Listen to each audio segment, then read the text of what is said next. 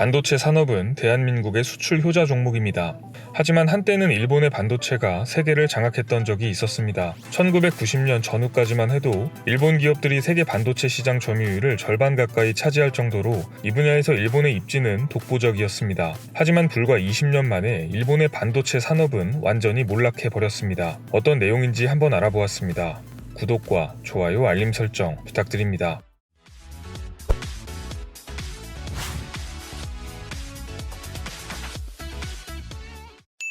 안녕하세요. 세상 모든 잡다한 지식을 알려드리는 잡시광입니다. 1990년 글로벌 반도체 시장 점유율을 보면 1위 NEC를 필두로 하여 2위인 도시바, 4위 히타치, 6위 후지스 등 일본 업체들의 세계 시장 점유율은 49%에 달했습니다. 이때가 일본 반도체 산업의 최고 정점이라고 볼 수 있는데요. 20년도 채 지나지 않은 2018년 글로벌 반도체 시장 점유율에서 일본 기업들이 차지하는 비중은 7%에 불과합니다. 하지만 잘 나가던 시절 일본 기업들은 투자에 소홀하였고 이 틈을 타 삼성전자를 비롯한 한국 기업들과 대만 기업들이 반도체 시장에서 엄청난 성장세를 보이며 일본 기업들을 밀어내기 시작합니다. 이제 세계 10대 반도체 기업 중 일본의 기업은 더 이상 존재하지 않습니다. NEC와 히타치의 반도체 사업 부문을 통합하여 설립한 엘피다 메모리는 2012년 파산하였고 히타치, 미쓰비시, NEC가 생존을 위해 2010년 출범한 르네스사 일렉트로스도 2019년 기준 영업 적자로 돌아섰습니다. 도시바는 2018년 도시바 메모리를 SK 하이닉스를 포함한 한미일 컨소시엄에 매각하였습니다. 그리고 2019년 11월 한때 세계 반도체 상위 10위 안에 들던 일본 기업 파나소닉 반도체 사업부마저 대만의 누보톤에게 매각되며 사실상 반도체 산업에서 일본 기업들은 완전히 몰락해버렸습니다. 파나소닉은 1952년 네덜란드 필립스와 합작회사를 설립하여 반도체 사업에 진출한 뒤 일본 및 해외 공장에서 꾸준히 반도체를 생산해왔습니다. 하지만 최근 들어 한국과 대만 반도체 업체에게 완전히 밀리면서 시장에서 고전해왔습니다. 파나소닉 반도체 사업부는 2018년에만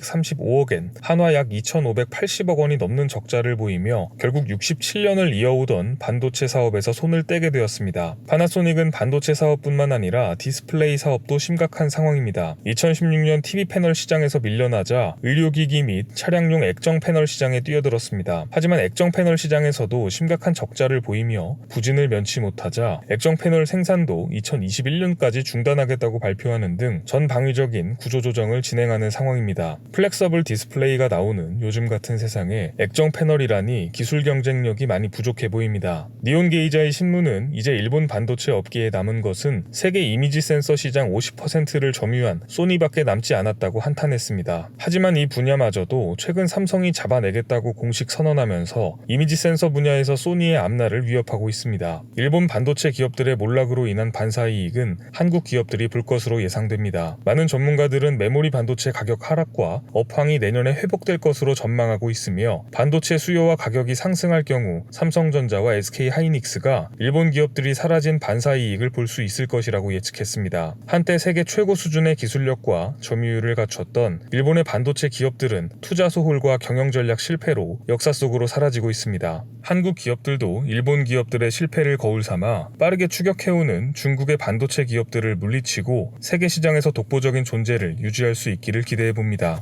오늘 준비한 소식은 여기까지입니다. 앞으로도 전 세계에서 벌어지는 잡다한 이슈와 지식들을 재미있고 정확하게 정리해서 전해드리겠습니다. 시청해주셔서 감사합니다.